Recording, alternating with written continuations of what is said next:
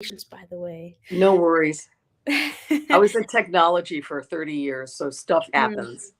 It does. It does. Well, we are live right now. Thank you to our audience and your wonderful patience. We were having some technical difficulties, but hey, welcome back to the Wellness Wisdom Volume 2 series. Today, my name is Raisa, and today I'm here with Marie Scott Gordon, who is also an author and a new author in our new book, Wellness Wisdom Volume 2. So please welcome Marie Scott. Woohoo! How are you today? Excellent, Risa. Just excellent. It's a beautiful morning here in Sarasota, and my energy is through the roof, and I'm just feeling on top of the world.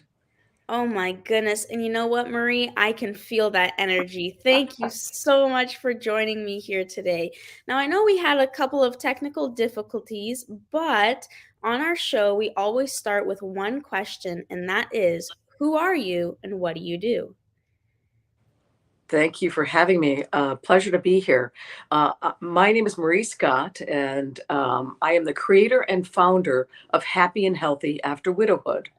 And after I lost my husband, Dave, of 30 years, every single thing in my world was different. And through that experience, I uh, went through a health transformation and also a life transformation, leading me to my mission for life part two of coaching widows and widowers on how to live well, laugh more, and perhaps even find love again.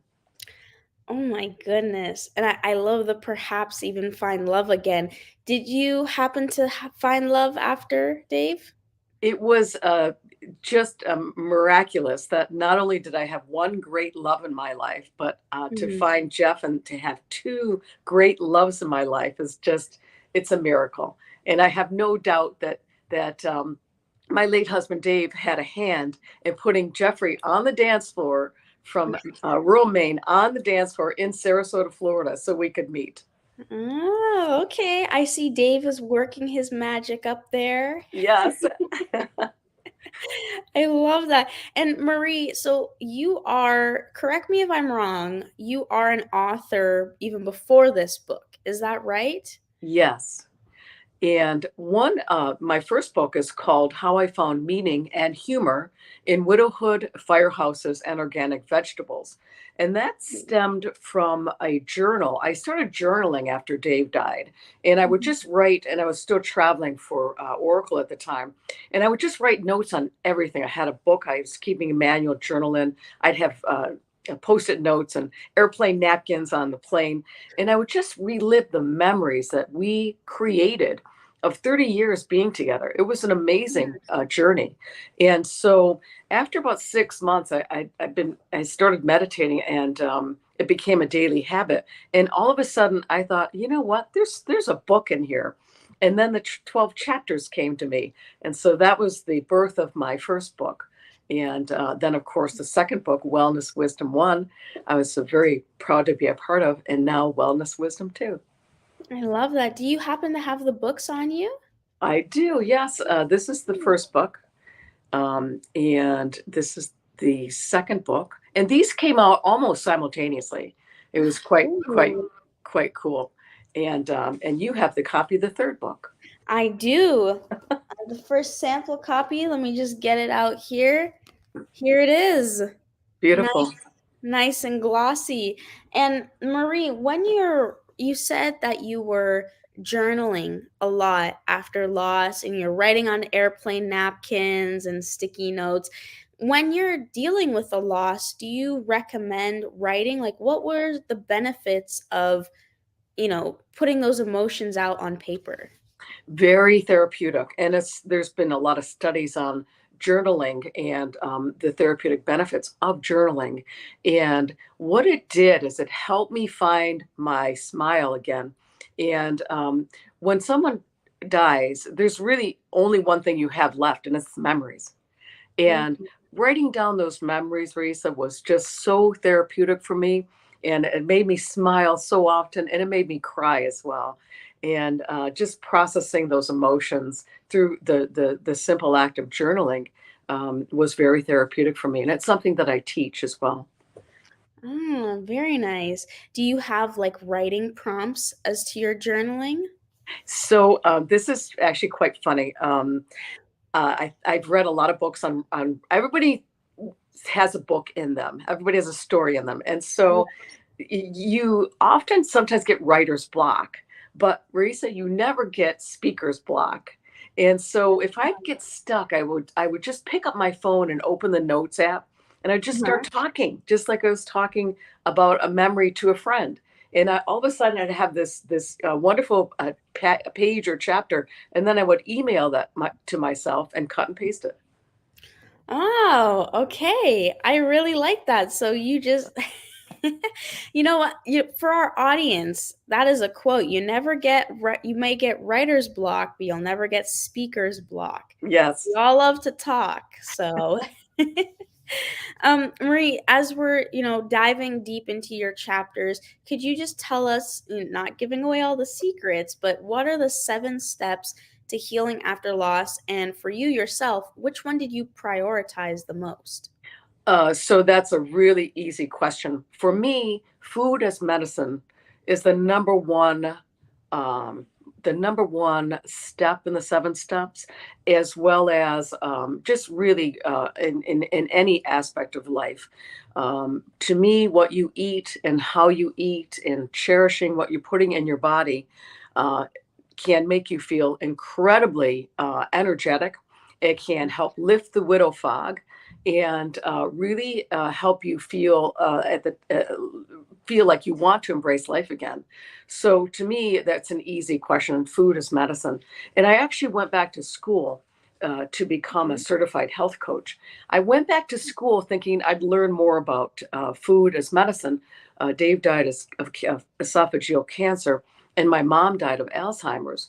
Both of those have links to food and processed food and eating out of aluminum pans. And so thought I would just learn about food and nutrition and how I couldn't save Dave or my mom, but I could help myself and save myself. And from there, it just becoming a health coach led me to my and just this incredible life transformation. And I really feel that once I healed my body, my Mhm. smile came back, my confidence came back. I lost 30 pounds. I got off all my meds.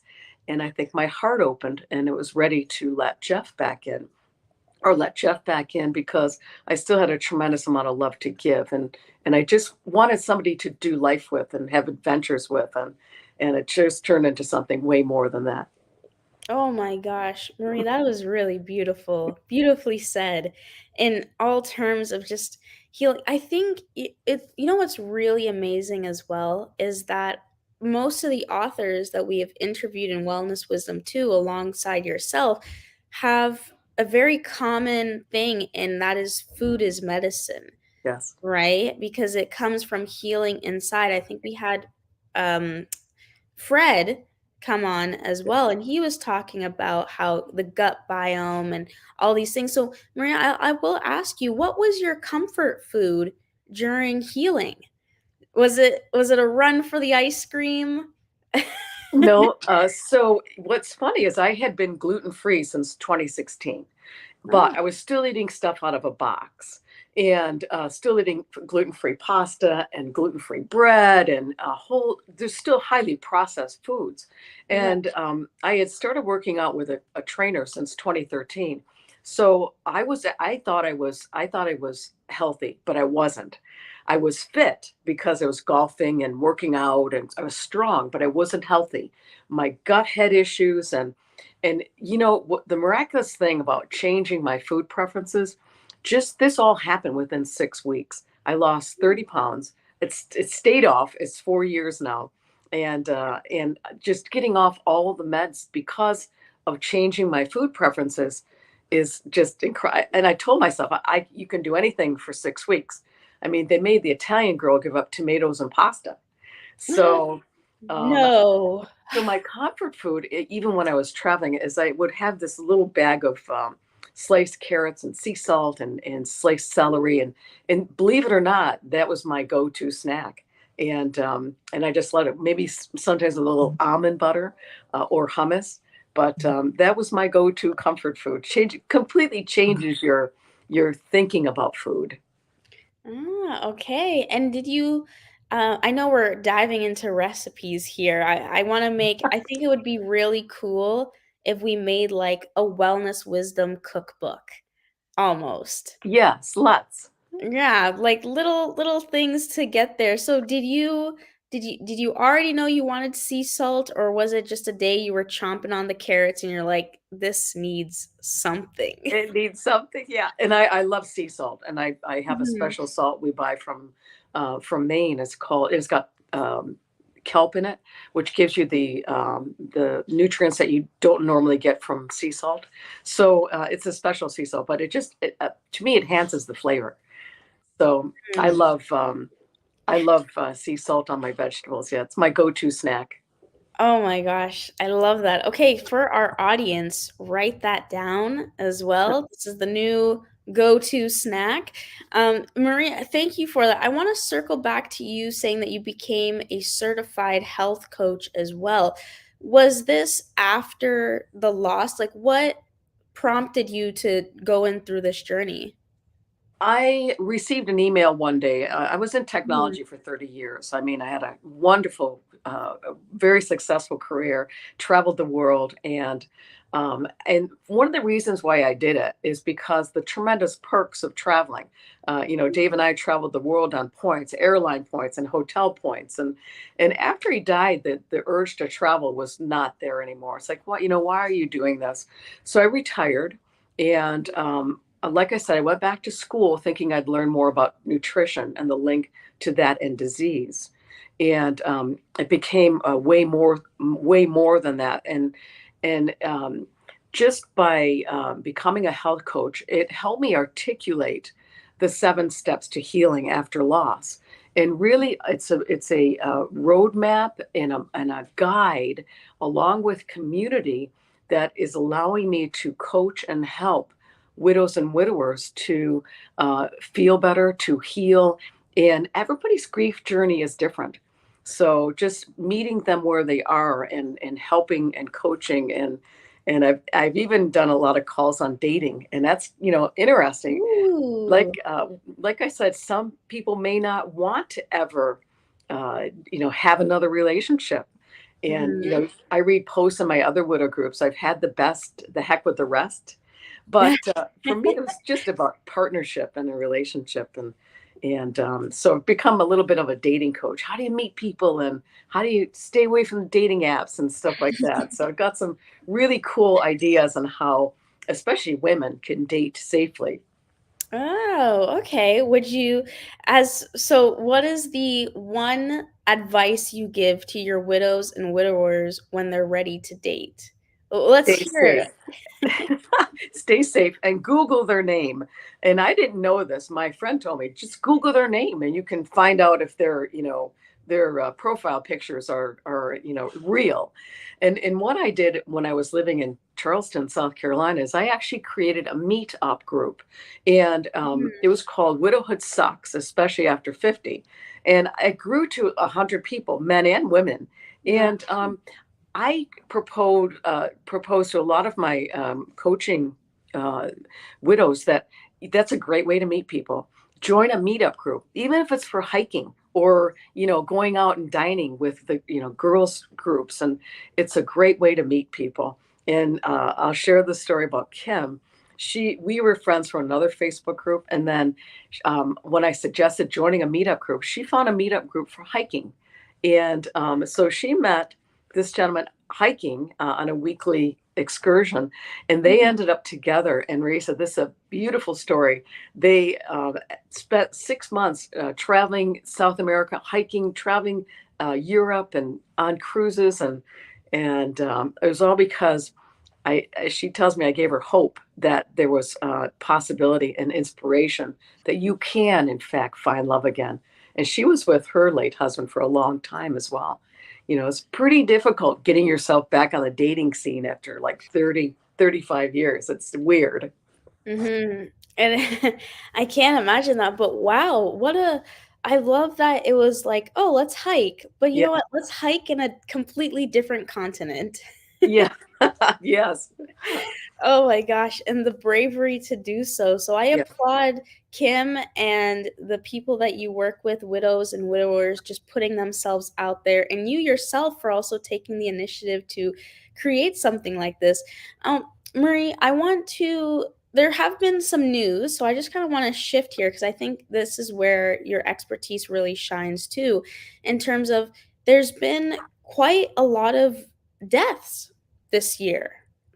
Queen Elizabeth, the new, not the new, but the dancer Twitch that Yeah. was, very prominent on the Ellen show. A really, really great dancer. A few TikTok stars, very young TikTok stars, have died. So for audiences who watch these people every day, who watch their videos, who have created some kind of sort of connection to their celebrities and who they look up to and their influencers, how would they deal with the loss and shock of these deaths? I was talking about this to a friend over the weekend, and there's many different types of losses, right? Right. There's and people lose spouses in many different ways, whether you have children or not. And if you have children, that's even more complicated. I feel for his wife and three children, very young, and often when there's a possible suicide, I read something that might have been the cause. It's even more difficult because the first is like, wow, how could I not know this was coming? And the tremendous, um, grief that comes along with that is different from, losing someone like I did it over a 6 month period. You had time to prepare. So many different types of grief, and the steps that I propose for healing are the same. And it's really just a map of how do you get through this devastating loss, whether it's a child or even a pet or a spouse or a celebrity friend. How do people get through this loss? And it's the same. I mean, in my mind, if you don't eat well, you're not going to feel well. And if you don't feel well, you don't have the energy to get through the grief journey, which is different for every person. Interesting about Queen Elizabeth, there's been a lot of studies that, when you lose someone of long term, like I think 60 years, Right. then there's a very good chance that your health will suffer within 6 months to a year. And in fact, Queen Elizabeth died a year later. So, grief is a bulldozer, and it just, mows over everything in its path. Mm. And thank you for that, Marie. In terms of the 7 steps, so I really like how you said that if you don't have the energy to heal, like your food is your energy just to push you through it, what are some other ways that we can re-energize ourselves to get through some of these loss and grievances? The one that I'm a big fan of is finding your smile again. And Good. Okay. it took me about 8 or 9 months to get my laughter back.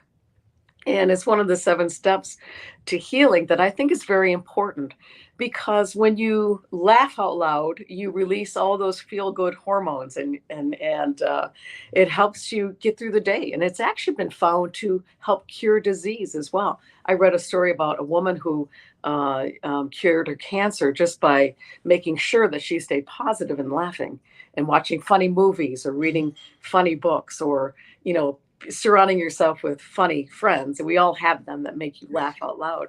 But I remember the first time I laughed out loud, I had to do a double take. I thought, what is that noise? Because you're so devastated, and because the emotions are just incredibly crushing. But Mhm. when I got my smile back, it really made my heart feel good. And it really, I think, helped open my heart. And it was all because I started smiling and laughing again. That's how Jeff and I met. The old saying, a smile begets a smile. And, we looked at each other, and he had this big grin on his face, and I smiled back, and the rest is history. Wow. Gosh. We gotta find out how Jeff smiled at you because the way you're blushing right now, I'm just like, whoa. I have to know, I have to picture this grin in my head now. You can see it on my profile picture on my private Facebook page. Oh, Uh, yes. I think that's in our description as well. So, our yeah, audience members, if you want to connect with Marie, and I highly recommend you do, she's a lovely lady. Um, all of her links are in our description, or if you don't find it in this one, the post previous, her links are also in there as well. Marie, see, you're finding your smile, you're in that position. What were some of your favorite things to make you laugh? What were your favorite movies, favorite yes. actions? We all have those go-to movies that if you're scrolling and you see it, you stop. And one of them is, you'll laugh, is Major League, and it's with Kevin Costner and Susan Sarandon. And Bull Durham is another one with Susan Sarandon. And so those two movies are just feel-good movies, right? And Mhm. now it's Christmas time, and Jeff and I watch at least one Christmas movie a day. They're just feel-good movies that make you cry and then make you laugh and smile, because they all have happy endings. So those are some ideas. But surrounding yourself with positive people is another key step as well. The funny friends that make you laugh, and picking up the phone and just smiling. It's is so important. Yeah. Oh my gosh. Thank you, Marie. You have such a great smile yourself. Like the feel good energy is radiating through the screen right now. I'm especially around the holiday times too, Yeah, watching those movies. As it's funny, as cheesy as some of those movies are, you'll still watch it I because know. you're like, whoa, it's great. Yeah, I know. Oh my gosh. Well, Marie, so one of our last questions, and what are some of your plans for after the book? Oh What's my happening next? goodness, I've got so many exciting things going on. It really is my purpose and passion to help others get through this loss. And I've got two retreats planned in Florida in February, Woohoo. and I can't wait. It's a wellness retreat, 4 nights and 5 days of hope. And to me, hope stands for health, optimism, purpose, and energy. And we'll just go through the 7 steps in those 5 days, have a lot of fun, and eat well. I'll be cooking meals, and we'll be going out and talking about nutrition. And there's another one at in Maine, at in outside of Bar Harbor, and that's in August. And I've got two other books in the works, High Heels to Mud Boots, which is so funny because the two, Jeff and I live two different realities. One is rural Maine, where you're at the end of a mile-long gravel path, and it's definitely mud boots, and here in Sarasota, it's high heels and dinners out, and two different lives. And I'm launching a 4 weeks to coaching program to get through the holidays. It's a condensed version, and like you said, getting through the holidays is a hard thing, especially the first couple of years. Mm-hmm. So, and it's just the sense of community is huge, as you know. The sense of community is so important, and one of the things that you should seek out immediately is find other people who get it, find other people who get what you're going through. Right. Oh my gosh. Beautiful message. Beautiful message. Thank you so much, Marie. This has been absolutely amazing. And thank you to our audience for your patience as we had some technical difficulties. But that's all been, I think it was worth it because the conversation that we've had, we just really settled in. So I thank you so much. Thank you to our viewers. And Marie, thank you for joining us on our Wellness Wisdom series. Can't wait to see your new 2 books, and make sure that you get Wellness Wisdom for this holiday season on Amazon. And we'll be putting those links in the description below, Facebook, YouTube, wherever we can put them. Thank you, Risa. My pleasure. No worries. Thank you so much. Okay, bye bye. This was presented by APSOW, awesome people shaping our world. Remember, you're awesome and you can make the world a better place. Thank you. Bye.